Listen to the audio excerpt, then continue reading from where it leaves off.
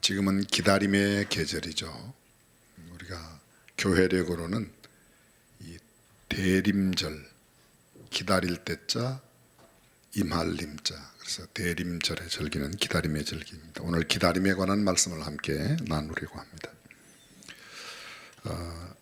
기다림에 관한 시를 짧게 제가 여러분에게 한 두 편 정도 소개하려고 합니다. 유명한 시인 조병화 시인이 지루함이라는 시인데요, 기다림이 없는 인생은 지루할 거다. 그 기다림이 너무나 먼 인생은 또한 지루할 거다.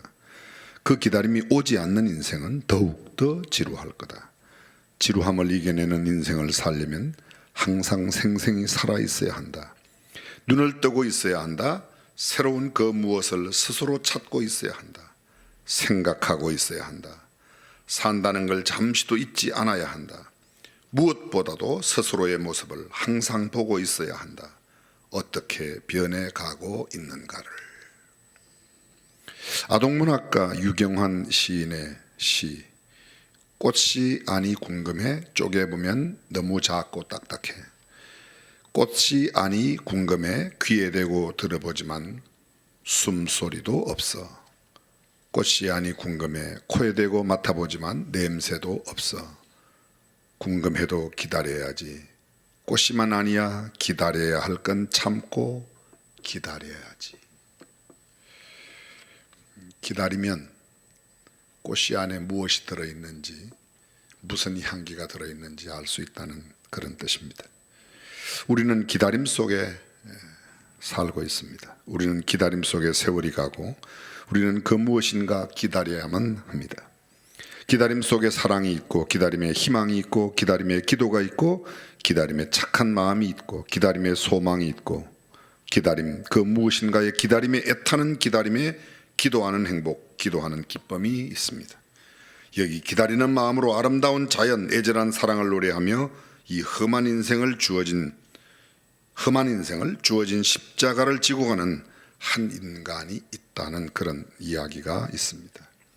기다리지 못해서 낭패를 보는 경우가 얼마든지 많이 있습니다. 한 부인이 지난밤 오페라 극장에 가서 굉장히 귀한 다이아몬드가 박혀있는 브로치를 잃어버리고 왔습니다. 공연장 지배인에게 전화를 걸었습니다. 값비싼 다이아몬드 브로치를 잃어버렸는데 좀 찾아봐 달라고. 그랬더니 그 지배인이 잠깐만 전화기를 그대로 기다리고 계시라고. 그리고 극장 안으로 뛰어들어가서 금방 찾았습니다.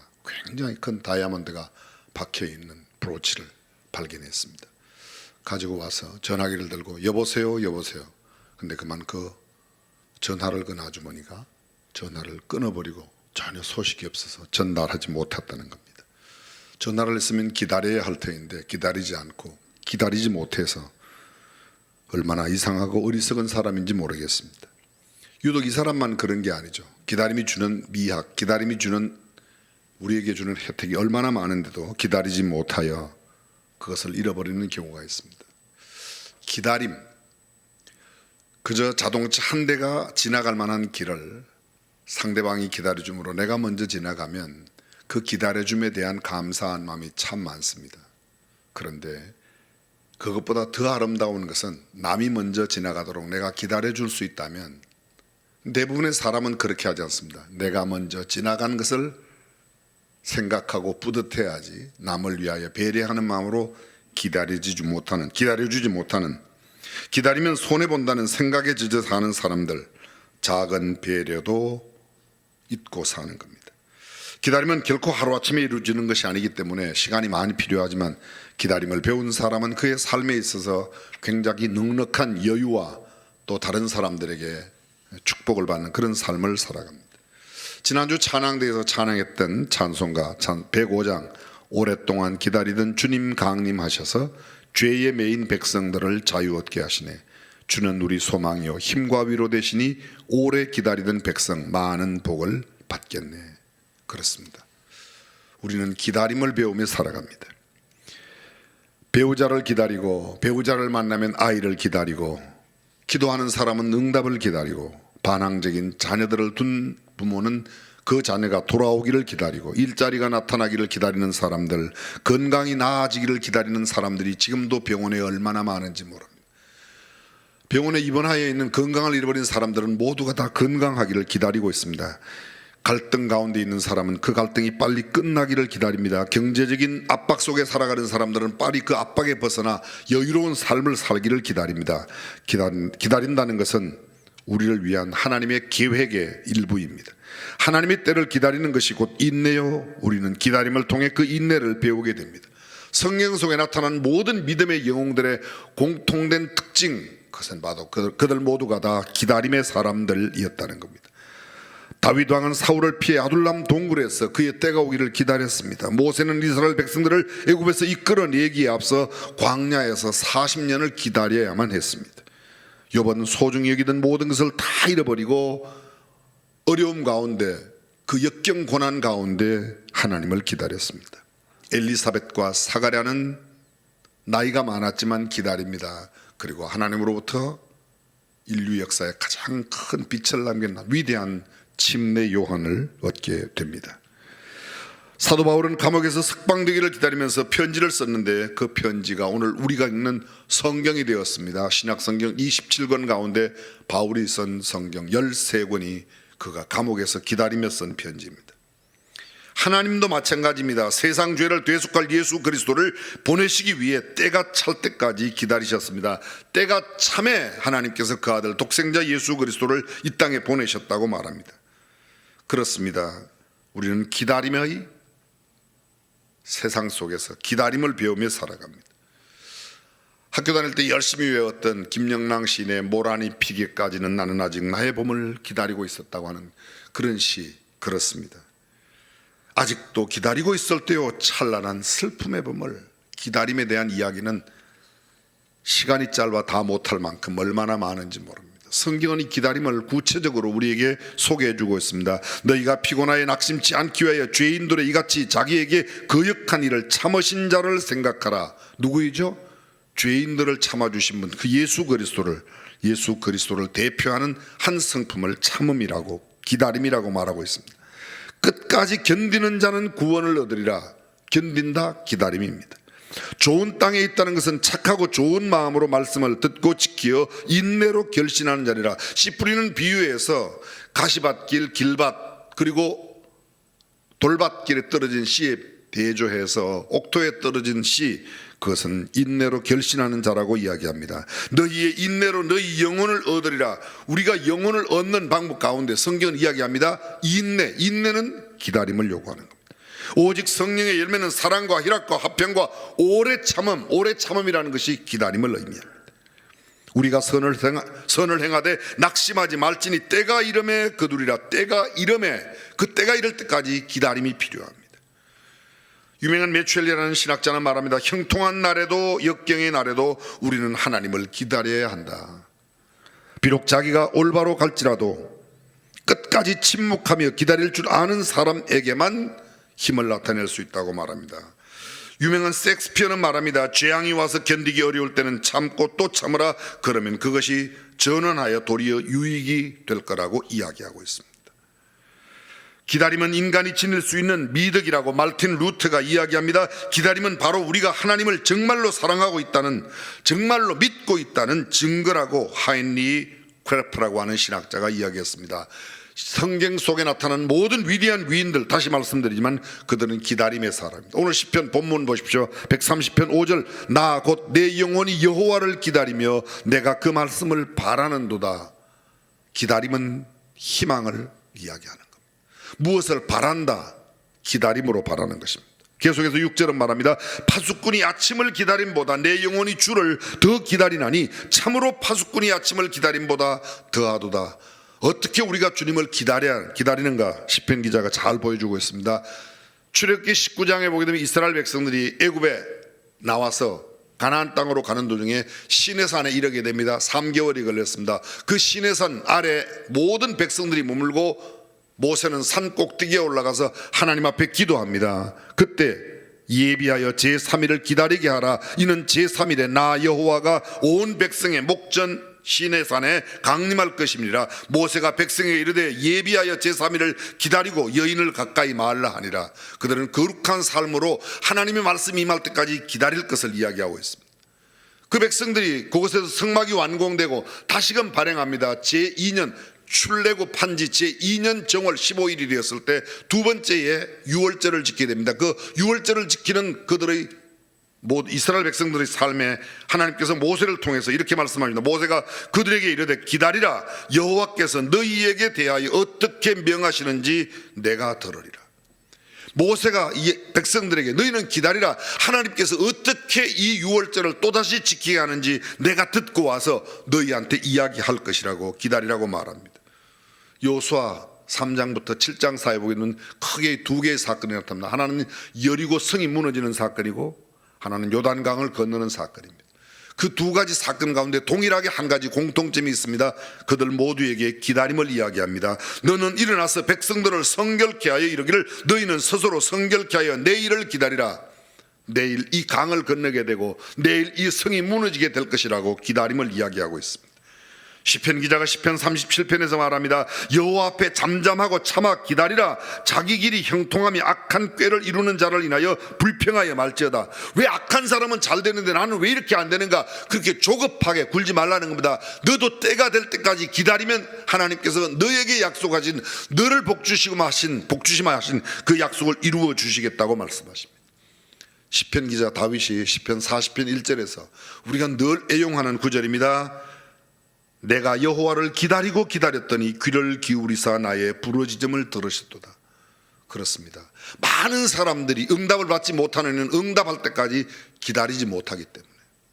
어떤 개척교회 목사님이 교회를 개척했더랍니다. 얼마나 열심히 하는지. 근데 그렇게 열심히 하는데 교회가 잘 부흥이 되지 않는 거야. 그래서 마음을 먹었습니다. 내가 일주일만 더 열심히 하고 아니 한 달만 더 열심히 하고 그래서 한 달 이후에는 도저히 안 되겠다 떠날 생각을 하고 한 달 뒤에 이사를 갔더랍니다. 그랬더니 꿈에 하나님이 나타나셔서 그래. 내가 다음 달부터 너네 교회에 복 주려고 그랬는데 너 어디 와 있냐 그러더랍니다. 우리는 순간순간 하나님의 때를 기다리지 못하고 살아요. 잠언 기자가 말합니다. 누구든지 내게 들으며 날마다 내 문 곁에서 기다리며 문설주 옆에서 기다리는 자는 복이 나니. 기다리는 자가 복이 있다고. 그렇습니다. 이사야 30장 18절입니다. 그러나 여호와께서 기다리시나니 이는 너희에게 은혜를 베풀려 하시며 일어나시리니 이는 너희를 긍휼히 여기려 하심이라. 대저 여호와는 공의의 하나님이시라. 무릇 그를 기다리는 자는 복이 있도다. 하나님을 기다리는 자는 하나님께서 반드시 그에게 복을 주실 줄로 믿습니다.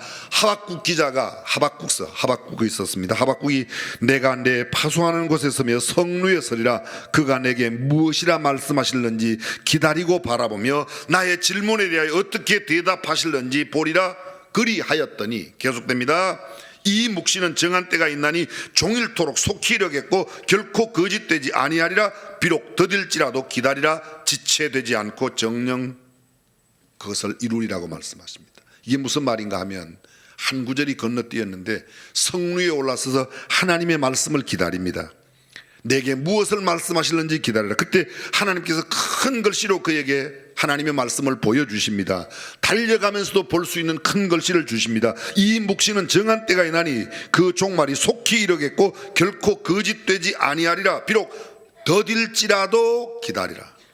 내가 너에게 보여주는 이 말씀 네가 생각하는 때에 이루어지지 않아도 더디다고 생각하지만 기다리면 반드시 이루어질 것이라고 이야기하고 있습니다. 여러분 예수님의 시신을 장례했던 아리마대 사람 요셉의 특징이 뭔지 아십니까? 마가복음 15장은 이렇게 말합니다. 아리마대 사람 요셉이 와서 당돌이 빌라도에게 들어가 예수의 시체를 달라 하니 이 사람은 존귀한 공회원이요 하나님의 나라를 기다리는 자라. 하나님의 나라를 기다리는 자였다. 예수님이 태어나실 때 어린 아기 예수를 안고 축복했던 시몬이라고 하는 선지자 이야기가 누가복음 2장에 나옵니다. 그 시몬의 특징이 무엇입니까? 예루살렘에 시몬이라는 사람이 있으니 이 사람이 의롭고 경건하여 이스라엘의 위로를 기다리는 자라. 이스라엘의 위로를 기다리는 자라고 말합니다. 사도행전 1장 4절에 보게 되면 사도와 같이 모이사 저희에게 분부하여 가라사대 예루살렘을 떠나지 말고 내게 들은 바 아버지의 약속하신 것을 기다리라. 너희들은 예루살렘을 떠나지 말고, 예수님 승천하실 때 제자들에게 하신 말, 예루살렘을 떠나지 말고 아버지의 약속하신 것 뭐죠? 성령이 임할 때까지. 그리고 2장 1절 오순절날이 이름에 성령이 그들에게 불의 혀같이 임했던 모습이 성경에 나타나고 있습니다. 성경이 어떤 책이죠? 기다림의 책입니다. 성경은 구약과 신약으로 되어 있습니다. 구약이 뭐예요? 옛 약속, 신약은 새로운 약속입니다. 구약의 모든 사람들은 하나님의 옛 약속을 기다려. 옛 약속이 뭐예요? 메시아가 오리라, 오실 메시아를 기다립니다. 새로운 약속, 신약이 뭐예요? 다시 오실 메시아, 다시 오시는 예수님. 신약을 살고 있는 우리는 다시 오실 메시아를, 구약의 모든 사람들은 오실 메시아를 기다려. 근데 그 예수님이 오셨다가 승천하셨습니다. 33년 이 땅에 삶을 살고 부활하셔서 성천하시기 전에 예수님께서 약속하신 약속이 뭐죠? 내가 가서 너희를 위하여 처소를 예비하면 다시 와서 너희를 나 있는 곳에 있게 하리라. 내가 다시 올 거야. 그 다시 오심을 기다리는, 다시 오심을 기다리라고 말씀하시는 내용이 새로운 언약, 신약, 그렇습니다. 기다림이란 얼마나 중요한지 모릅니다. 기다리지 않는 자에게는 결코 그것이 이루어지지 않습니다.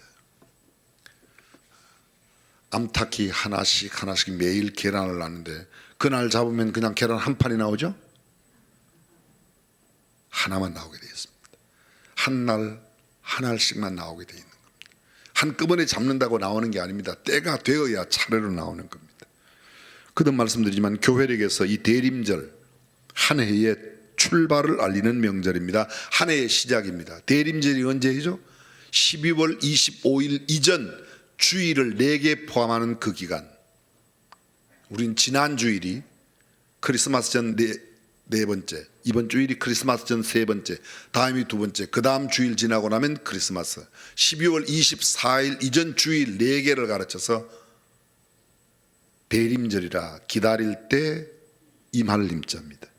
대림절은 영어로 어드벤트라고 하는데 이 단어는 오다라는 어드벤투스라고 하는 라틴어부터 왔습니다. 대림절, 예수님이 이 땅에 오심을 기다리는 절기입니다. 이 대림절에 대한 다른 표현이 있습니다. 강림절이라고도 말하고 또 하나는 대강절, 기다림의 절기, 대림절, 대강절 할 때는 기다릴 때자를 강조해서 기다림을, 우리가 주님의 오심을 기다린다는 겁니다. 근데 강림절은 내릴 강자 임할자, 내림, 하나님 편에서는 육신을 입고 이 땅에 오시는 것입니다. 그래서 기다림을 강조할 때는 대림절, 대강절이라고 말하고, 하나님 편에서 우리에게 하나님이 오셨다고 말할 때는 강림절이라는 표현, 똑같은 절기인데 그렇게 표현합니다. 예수님께서 육신을 입고 이 땅에 내려오심에 초점을 맞추는 절기, 그것이 바로 강림절이고, 우리가 기다린다 할 때 대림절이라는 말입니다. 인생을 살면서 기다려본 적이 없는 사람이 한 사람도 없을 겁니다. 어제 태어난 사람 말고는 다 기다렸습니다. 인생이란 기다리면서 살아가는 존재입니다. 공항이나 기차역 가면 대합실이 있죠. 대합실. 그 대합실이 영어로 waiting room이에요. 기다리는 방. 누굴 기다려요? 오시는 손님을 기다려요. 가시는 손님이 떠날 때까지 그곳에서 기다려주는 거예요. 거기서 함께 만나서 함께 모인다. 기다릴 때자 함께 합한다. 그래서 그것을 함께 합하에 기다리고 합하에 있다가 함께 보내는 것을 기다리는 겁니다. 웨이팅 룸입니다. 영어에 아마 우리가 많이 씁니다. 라비라고 그러죠. 교회 라비에서. 그 라비에서 활동하는 사람을 뭐라고 그래요? 러비스트라고 그럽니다. 러비스트. 일을 꾸미는 사람, 러비스트. 국회에 가서 국회의원들하고 함께 그 국회 로비에 왔다 갔다 하는 사람들 로비스트예요. 법정 앞에 왔다 갔다 하는 사람들 그 로비스트예요. 거기서 로비하는 사람이라고. 굉장히 좋은 의미인데 나쁜 의미로 많이 전락해버렸어요. 왜? 그 사람들이 나쁜 짓을 많이 해서 그렇다는 거예요. 원래는 굉장히 좋은 의미입니다. 로비에 활동한 사람, 기다리는 사람, 좋은 의미입니다. 오래 기다려본 사람은 압니다. 이 기다림이란 설렘이 있습니다. 기다림에는 초조함이 있습니다. 기다림에는 만나는 반가움이 있습니다. 기다림을 기대하는 동경이 있습니다. 그리워함이 있습니다. 갈망이 있습니다. 이런 모든 것들이 복합적으로 조화를 이루고 있는 것, 그것이 바로 기다림이라고 하는 겁니다. 인생을 사노라면 때로 속도가 중요한 때가 있습니다. 분초를 다투는 위급한 환자를 태우고 달리는 119의 구급차는 속도가 얼마나 중요한지 모릅니다. 왜냐하면 1분 1초 사이에 그 생명을 잃어버릴 수도 있기 때문입니다.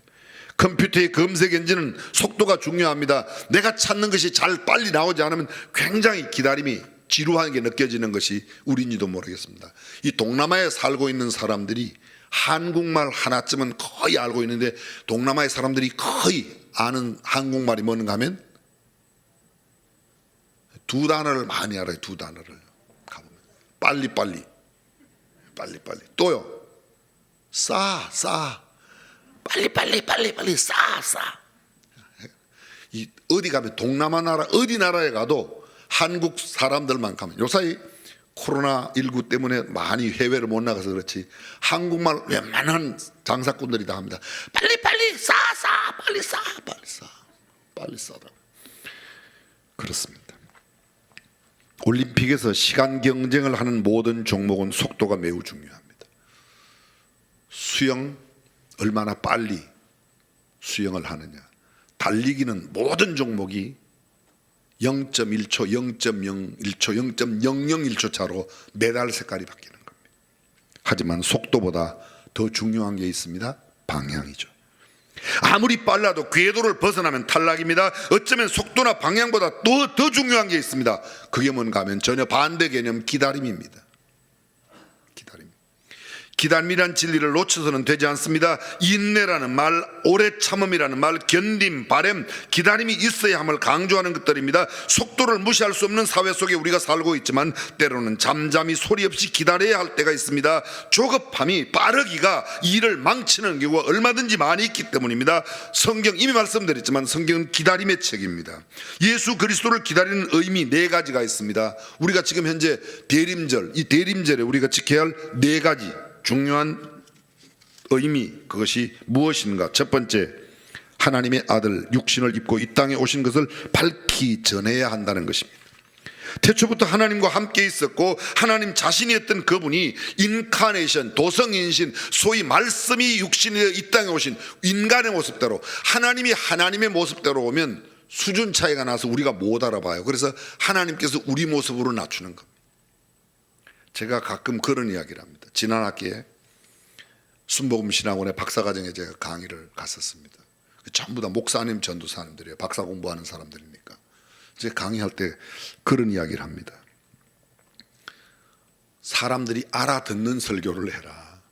당신이 배운 유식한 말을 하지 말고 알아듣는 그 사람의 수준에 맞는, 보통 설교할 때 초등학교 5학년이 쓰는 말을 쓰면 대부분 다 알아듣는데 너무 고상한 말을 쓰면 알아듣지 못하는 겁니다. 근데 그 알아듣는 설교를 하는 것을 소위 신학적인 전문 용어로 인카네이션 설교라고 그래요. 수준을 아주 사람들의 수준에 맞추어서 인카네이션. 하나님께서 성경을 쓰실 때 성경에 아주 어렵고 고상한 말을 쓰신 게 아닙니다. 히브리어, 헬라어, 옛날 언어라서 어려운 일이지 이 단어 자체나 이 글은 어렵지 않습니다. 특별히 신약 성경은 코인의 헬라어로 기록되었습니다. 이 코인의 헬라어는 시장에 그냥 콩나물 파는 아주머니, 시장에 왔다 갔다 하는 몸빼 입은 아주머니들이 쓰는 그런 단어, 그런 용어로 쓴 책이 신약 성경이에요. 이게 무슨 대학원을 나오고 석박사를 따야 이해할 수 있는 게 아닙니다. 단지 이게 옛날 그때 썼던 그 단어의 의미가 무엇인지 상황이, 시간이 많이 지나서 우리가 모르는 것이지, 그 당시에 살던 사람은 시장의 아주머니 정도면 다 이해할 수 있는 단어로 썼다는 겁니다. 무엇입니까? 누구나 알아듣기 쉽게. 하나님의 아들이 육신을 입고 인간의 모습으로 이 땅에 역사 속에 오셨습니다. 그것을 기념하고 그것을 우리가 기리는 절기, 이게 대림절. 두 번째, 우리 주 예수 그리스도를 기쁜 마음으로 환영하고 영접하는 의미가 있습니다. 대림절, 기다린다는 말은 그 오시는 분을, 공항 대합실에서 오시는 손님을 맞이하듯이 기쁨과 즐거움으로 이 땅에 오신 주님을 맞이하는 것입니다. 세 번째, 강림하시는 주님을 맞이하기 위해서 신자의, 우리 그리스도인들의 몸과 마음을 정결하게 해야 한다는 의미입니다. 이 기다리는 동안에 뭐 하는가? 그냥 막연히 기다리는 게 아닙니다. 그 안에 충분히 맞이할 수 있는, 내가 맞이하는 것, 마침 신부가 신랑을 기다림을 위하여 준비하는 것처럼 마태복음 25장에 보게 되면 열처녀의 비유가 있습니다. 그들 모두가 다 등을 준비했습니다. 그런데 슬기로운 5처녀, 지혜로운 5처녀는 기름을 준비하였고, 슬기롭지 못한 미련한 5처녀는 등은 준비하였지만 기름을 준비하지 못했습니다. 그걸 좀 쉽게 설명드릴게요. 이렇게 적용 한번 해보시면 됩니다. 주님 오셨을 때 나도 교회 열심히 나갔습니다. 형식만 가지고 있었지 교회 나가서 뭘 했냐, 어떤 신앙의 자세로 신앙의 삶을 살았느냐 하는 게 훨씬 더 중요합니다. 기름 없는 등불만 가지고 있는 사람, 기름 없는 등만 가지고 있는 사람이 너무 많습니다. 등에 불을 밝히기 위해서는 신랑이 더디옴으로 밤이 되었는데 그때 신랑을 맞이할 수 있는 사람은 기름이 준비된 사람만, 형식만 가진 사람이 아니라 외형만 가진 사람이 아니라 내용인 기름을 가지고 있는 사람, 신앙의 내용을 갖고 있어야 됩니다. 나 예배당에 열심히 나가는데요, 나 귀신도 쫓아내는데요, 나 성령의 능력으로 예수의 이름으로 병든 자도 고쳤는데요, 성경은 뭐라고 합니까? 불법을 행하는 자들아 내게서 떠나가라, 내가 너희를 도무지 알지 못하노라. 우리가 무엇을 하였느냐보다 더 중요한 게 있습니다. 주님의 마음에 합한 삶, 우리가 주님의 마음에 합당한 그런 마음과 태도를 갖고 있느냐가 훨씬 더 중요하다는 것. 이것 없이 기다리면 기다림이 아니라는 거예요. 마지막 네 번째, 다시 오실 주님을 기다리며 준비한다는 의미가 있습니다. 침례 요한이 그리스도의 길잡이가 되었던 것처럼 오늘 예수 믿는 모든 그리스도인들은 재림하실 주님의 길잡이로서 각오와 준비를 하고 다시 오실 주님을 언제까지나 깨어 준비하는 태도를 가져야 할 것입니다. 그것이 이 대림절에 우리가 가져야 할 중요한 네 가지 의미라고 말할 수 있습니다. 그렇다면 어떻게 기다려야 하는가? 네 가지만 말씀드려요. 첫 번째, 하나님의 약속의 말씀을 붙잡고 기다려야 됩니다. 막연히 기다리는 건, 그냥 기다리면 얘가 대학 갈 거야, 아니에요. 공부를 열심히 하면서 기다려야 됩니다. 근데 근거 없는 것을 갖고 막연히 기다리면 되지 않습니다. 불변의 하나님의 말씀, 하나님께서 우리에게 언약하신 그 하나님의 언약을 붙들고, 왜냐하면 하나님은 변치 않으신 분이기 때문에 하나님의 약속을 붙잡고 기다립니다. 아브라함은 하나님의 약속을 붙잡고 오래 참고 기다리는 중에 이삭을 얻게 됩니다. 물론 중간에 잘못했습니다.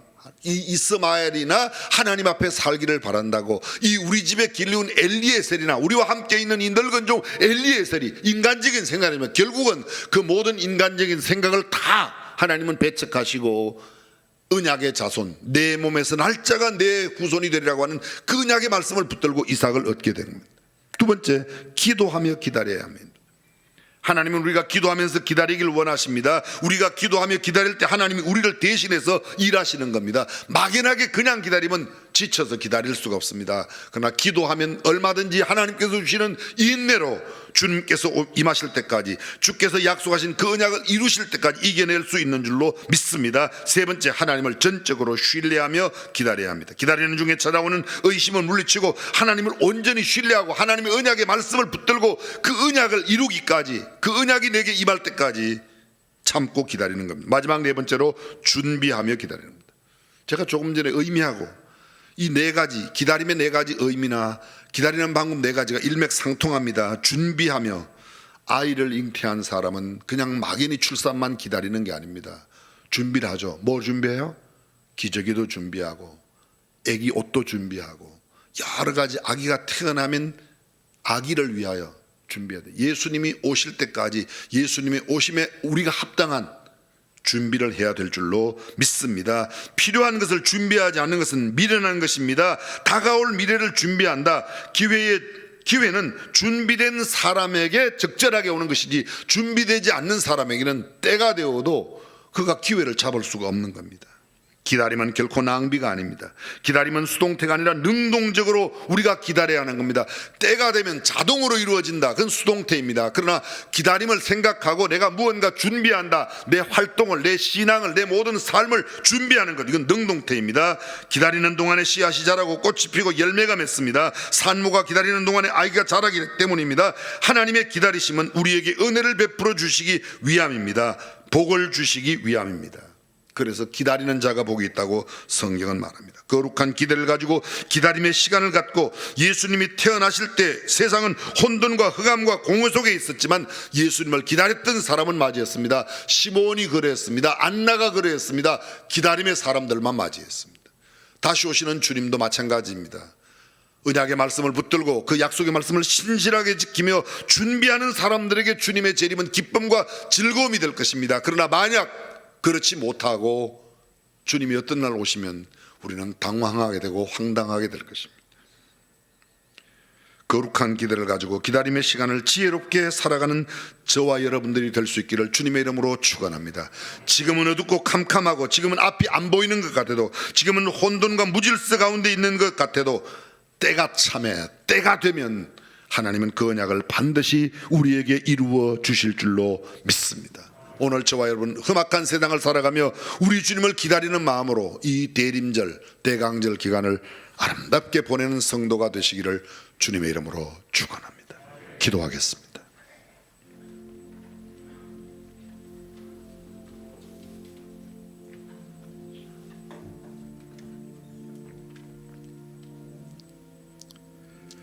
참된 믿음을 가지는 사람은 나의 자유가 억압되는 상황 가운데도 결코 움츠려들지 않습니다.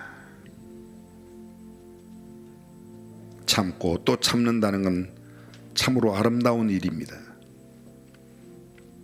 10번이고 100번이고 참는 자만이 행복한 삶을 누린다는 건 역사가 우리에게 주는 교훈입니다.